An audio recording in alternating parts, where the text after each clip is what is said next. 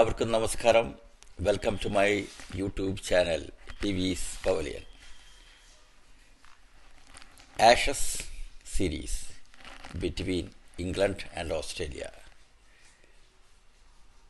2 match കഴിഞ്ഞു. മൂന്നാമത്തെ test 17 December 2025 തുടങ്ങിയിരിക്കുകയാണ്. ഇന്ന് അതിൻ്റെ 2ാം ദിവസം സമ്പന്നമായിരിക്കുന്നു. ഓസ്ട്രേലിയ ടോസ് ജയിച്ച് ഓപ്റ്റ് ചെയ്യുകയാണ് ചെയ്തത്. അഡിലൈഡ് ഓവൽ ഓസ്ട്രേലിയയുടെ green top പിച്ചിൽ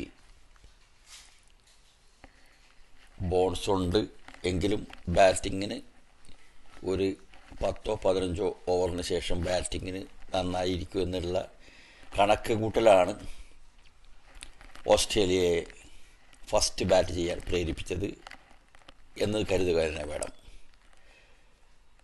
Australia total first inning score ഒരു 371 എന്ന നിലയിൽ എല്ലാവരും ഔട്ടായി പോവുകയാണ് ഉണ്ടായത്. വേണ്ടത്ര ഒരു മുന്നേറ്റം കാഴ്ചവെക്കാൻ പ്രാരംഭ ബാറ്റ്സ്മാൻമാർക്ക് പറ്റിയില്ല. ഓസ്ട്രേലിയയുടെ സ്കോറിലെ കോൺട്രിബ്യൂഷൻസ് എന്ന് പറഞ്ഞാൽ ഖ്വാജ 82 റൺസ്, അലക്സ് കാരി മനോഹരമായ ഒരു സെഞ്ചുറി 106 റൺസ്. പിന്നെ as usual Mitchell Starc pure ബൗളറാണ്, പക്ഷേ ഓൾറൗണ്ടറിൻ്റെ പരിവേഷത്തിലേക്ക് അദ്ദേഹം കുതിച്ചു വന്നിരിക്കുകയാണ്. ആദ്യ ടെസ്റ്റിലും 77 അടിച്ചു. ഈ ടെസ്റ്റിലും 54 റൺസിൻ്റെ മഹോന്നതമായ ഒരു കോൺട്രിബ്യൂഷൻ മിച്ചൽ സ്റ്റാർക്ക് നടത്തിയിരിക്കുകയാണ്. അദ്ദേഹം നമ്മുടെ രവീന്ദ്ര ജഡേജയുടെ same pattern. Ravindra Jadeja spinner plus batsman ആണെങ്കിൽ നമ്മുടെ മിച്ചൽ സ്റ്റാർക്ക് ഫാസ്റ്റ് ബോളർ, ലോകം കണ്ടതിൽ one of the best fast bowlers. ഒപ്പം ബ്യൂട്ടിഫുൾ ടൈമിങ്ങോട് കൂടിയിട്ടുള്ള batting. Well done mister Starc. അപ്പോൾ 371 എന്നൊരു നല്ലൊരു സ്കോർ, ഭേദപ്പെട്ട ഒരു സ്കോർ എന്ന് തന്നെ നമുക്ക് വിളിക്കേണ്ടി വരും. കാരണം അത്രയും നല്ല ബൗളിംഗ് കപ്പാസിറ്റി ഉള്ള ഒരു ടീമാണല്ലോ ഓസ്ട്രേലിയ. അപ്പോൾ ഇംഗ്ലണ്ടിൻ്റെ മറുപടി ബാറ്റിംഗ് വളരെ ടെൻഷനായിരുന്നു. പെട്ടെന്ന് 4 വിക്കറ്റൊക്കെ പോയി. അതായത് ഇംഗ്ലണ്ടിൻ്റെ ഇന്ന് കളി അവസാനിപ്പിക്കുമ്പോഴത്തെ ഒരു സ്ഥിതി എന്ന് പറഞ്ഞാൽ 213 റൺസ്, 8 വിക്കറ്റ് ഔട്ടായി. ക്യാപ്റ്റൻ പൊരുതിക്കൊണ്ടിരിക്കുന്നത് Ben Stokes. Captain Ben Stokes പൊരുതിക്കൊണ്ടിരിക്കുകയാണ്. ലോ ഡൗൺ ദി ഓർഡറിൽ വന്നിട്ട് ഫാസ്റ്റ് ബോളർ ജോഫ്ര ആർച്ചർ ഒരു 30 റണ്ണിൽ അദ്ദേഹവും ബാറ്റ് ചെയ്തുകൊണ്ടിരിക്കുകയാണ്. അത് he took a lesson from the Mitchell Starc's book. I think is also fast bowling player, but also giving some batting tips to Australia. Duckett 29 runs എടുത്തു. Harry brook നന്നായിട്ട് കളിച്ചുകൊണ്ടിരിക്കുകയായിരുന്നു, 45 runs എടുത്ത് ഔട്ടായി. Australia bat ചെയ്തുകൊണ്ടിരുന്നപ്പോൾ നന്നായിട്ട് പന്തെറിഞ്ഞത് ആരായിരുന്നു? Jofra ആർച്ചറായിരുന്നു.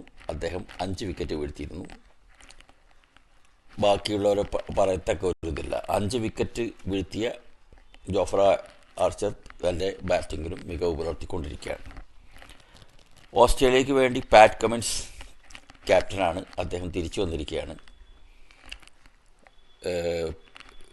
മറ്റേ ആദ്യത്തെ 2 ടെസ്റ്റിലും ക്യാപ്റ്റനായിരുന്ന Steve Smith കളിക്കുന്നില്ല. അപ്പോൾ പുതിയ ക്യാപ്റ്റൻ അല്ല, റെഗുലർ ക്യാപ്റ്റൻ പാറ്റ് കമിൻസ് വന്ന് 3 വിക്കറ്റ്സ് എടുത്തിരിക്കുകയാണ് 54 റൺസിൽ. സ്കോട്ട് ബോളണ്ട് 2 വിക്കറ്റ് എടുത്തിരിക്കുകയാണ്. നത്തൻ ലയൺ അദ്ദേഹം 2 വിക്കറ്റ് എടുത്തിരിക്കുകയാണ്. ഒരു ഓപ്പണറെ ഔട്ടാക്കിയത് കൂടി. നത്തൻ ലയൺ എന്ന് പറഞ്ഞാൽ ഒരു ബെസ്റ്റ് സ്പിന്നറാണ്, ലോകം കണ്ടതിൽ വെച്ച് നല്ലൊരു സ്പിന്നറാണ്. സോ ഇതൊക്കെയാണ് വിശേഷങ്ങൾ. 2 ദിവസം കഴിഞ്ഞിട്ടുള്ളൂ. ഇനി നീണ്ട 3 ദിവസങ്ങൾ ബാക്കിയാണ്. നല്ല നല്ല മുഹൂർത്തങ്ങൾ ഈ 3ാമത്തെ ആഷസ് ടെസ്റ്റ് മാച്ചിലും നമുക്ക് കാണാം. അതുപോലെ ന്യൂസിലൻഡിൽ നടക്കുന്ന ബേ ഓവൽ മൗണ്ട് മാൻകുനി എന്ന സ്ഥലത്ത് നടക്കുന്ന New Zealand west Indies test match, മൂന്നാമത്തെ ടെസ്റ്റാണ്. ഒന്ന് ഡ്രോ ആയി, രണ്ടാമത്തത് ന്യൂസിലൻഡ് ജയിച്ചു. മൂന്നാമത്തെ മാച്ചിലും ന്യൂസിലൻഡ് നല്ല ശക്തമായ നിലയിൽ തുടർന്നു.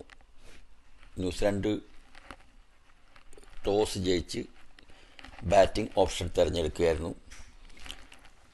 ഓപ്പണേഴ്സ് രണ്ടുപേരും ലതാം ആൻഡ് കോൺവായ് രണ്ടുപേരും സെഞ്ചുറി അടിച്ചിരിക്കുകയാണ്.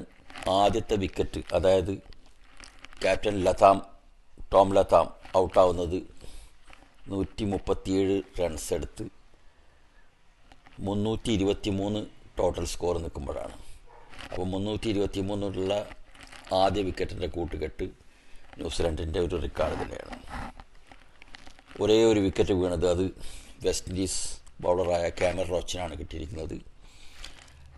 വെസ്റ്റ് ഇൻഡീസ് വല്ല മിറാക്കിളും നടത്തിയാൽ മാത്രമേ ഈ മാച്ചിലേക്ക് തിരിച്ചു വരാൻ പറ്റുള്ളൂ എന്ന് നമുക്ക് മനസ്സിലായി. 334 റൺസാണ് ഇന്ന് കളി അവസാനിക്കുമ്പോൾ ഒരു വിക്കറ്റ് നഷ്ടത്തിൽ ന്യൂസിലൻഡിൻ്റെ score.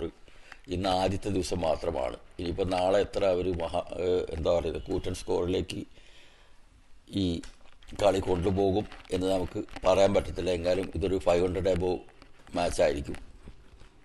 So these are the things. 17 December 2025 ലക്നൌവിൽ വെച്ച് നടക്കേണ്ടിയിരുന്ന 4ാം T20 match between India and South Africa abandon ആയിരിക്കുകയാണ് ഡ്യൂ ടു ഹെവി ഫോഗ്. നോർത്തിൽ വിൻ്റർ സീസണാണല്ലോ.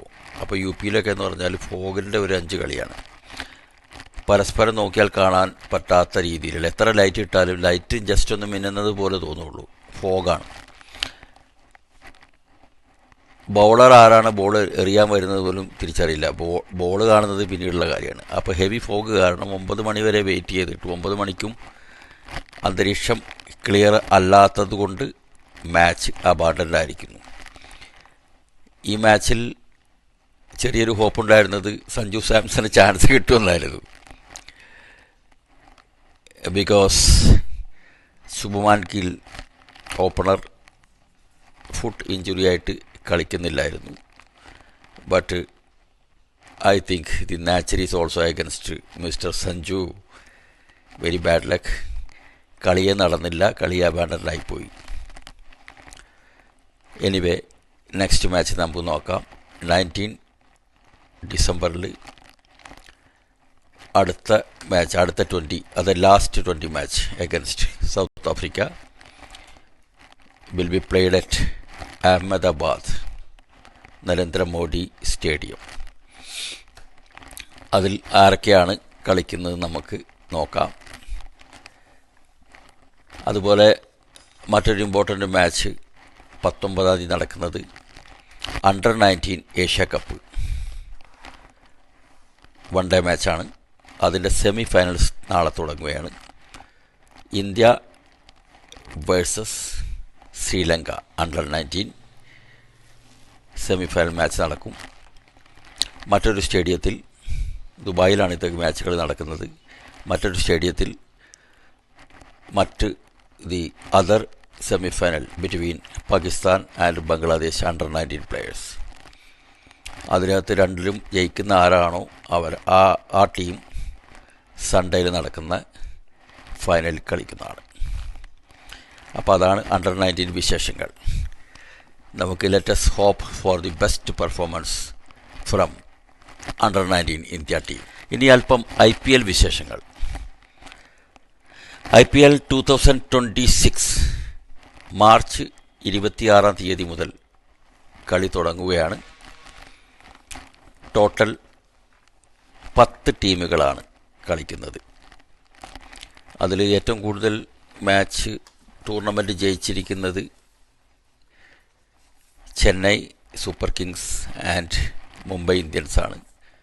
2 ടീമുകളും 5 പ്രാവശ്യം IPL ജയിച്ചിരിക്കുകയാണ്. ലാസ്റ്റ് IPL ജയിച്ച ചാമ്പ്യൻസ് RCB ആണ്, റോയൽ ചാലഞ്ചേഴ്സ് ബാംഗ്ലൂരാണ്. അപ്പോൾ ഈ 10 ടീമുകൾ ആരൊക്കെയാണെന്ന് നമുക്ക് പറയാം. Mumbai Indians captain Hardik Pandya, Chennai super kings captain Ruturaj Gaikwad, ധോണിയുടെ ശിക്ഷണത്തിലാണ്, ധോണിയും കളിക്കുന്നുണ്ട്.